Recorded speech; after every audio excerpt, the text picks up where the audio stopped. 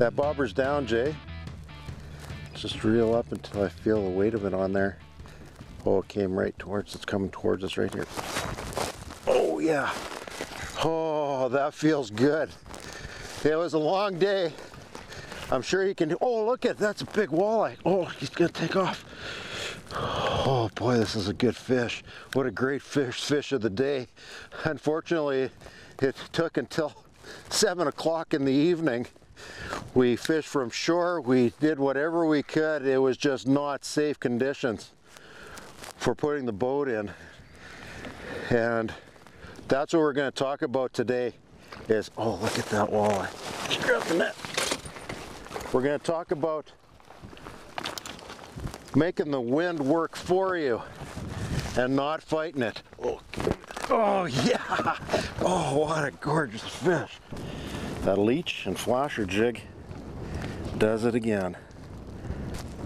We weren't able to get on the water today. It was just too windy. And you know, June is one of our favorite months to fish. And I still say if I could fish every day of the month for 1 month, it would be June. But June also brings those springtime storms, winds, fronts, you name it. And you have to learn how to work the wind to your advantage to catch fish like this and salvage a day that most people would say, hey, they're just not biting. I'm going to put this one back.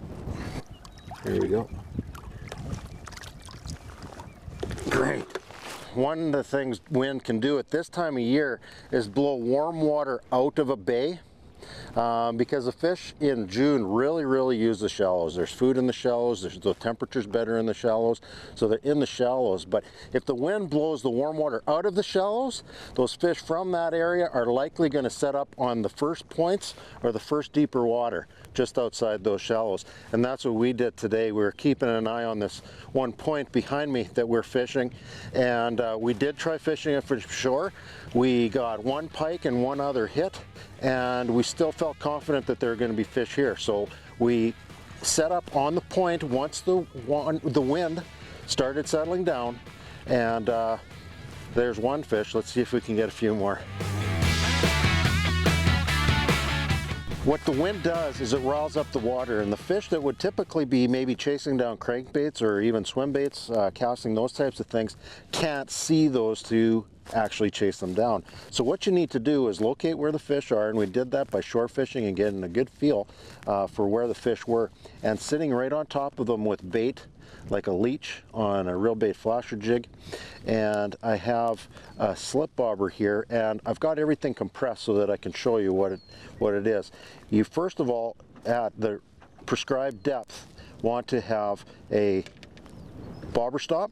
This is a neoprene bobber stop. You can also use a piece of fishing line or a piece of Dacron to tie your own. This one I've slid down. We had this set actually pretty well right at 5 feet, over 7 feet, and it's clear enough that the fish were able to come up. That fish there was able to come up. Next, there's a bead to separate the float and the bobber stop. It bumps up against the bobber stop, the float bumps up against the bead, and that'll stay at your depth that you set. Whether it's 5 feet, 10 feet, even 15, 20 feet, you can do that. Then below that, I've got another bead and another bobber stop. And the reason for that is because we have pike, a lot of pike in this area, and we're using 6 and 8 pound test on both of our rigs. And that, if you have a good knot and you're lucky, you can land a pike on it. But if you're not lucky, you're going to get bit off. And to keep from losing your whole rig, that second bobber stop allows you to just slide the whole setup up, tie on a new flasher jig, and you're back fishing within a minute. And that's all you need. Leeches, night crawlers, and salted minnows are the 3 baits that we carry all the time in the spring for just such an occasion. So after a long day of fighting the wind, it's time to let the wind do some work for us. We're actually combing from an anchor position, combing the different zones as the wind blows the bobber towards shore. Once it starts teetering on its side, we know it's touching the bottom at that 5-foot edge, and we reel it back and do another cast.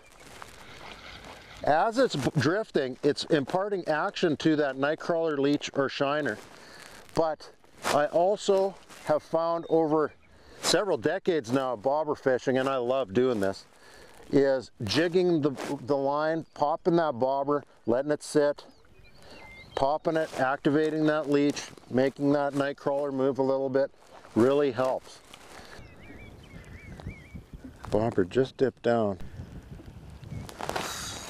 Oh yeah, that's a good fish. Oh, that's a bigger fish.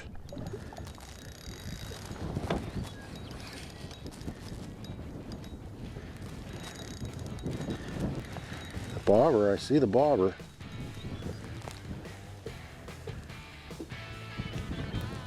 There she goes. Come on. Oh, there she is. Can't reach you. Can't reach you now. I'm just gonna try for this fish. Oh yeah. Look at that. Walleye. Oh man. You know, we worked hard all day.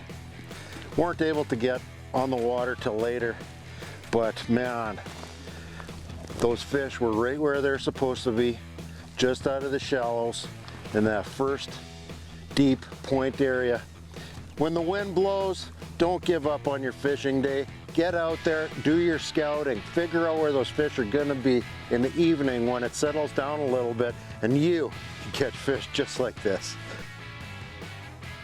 I'm sure we'll get some nice little eater walleyes, those 15 inchers, but big hens like this need to get put back in order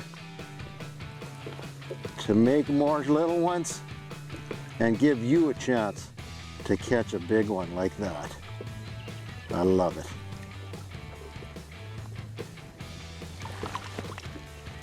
Straight down.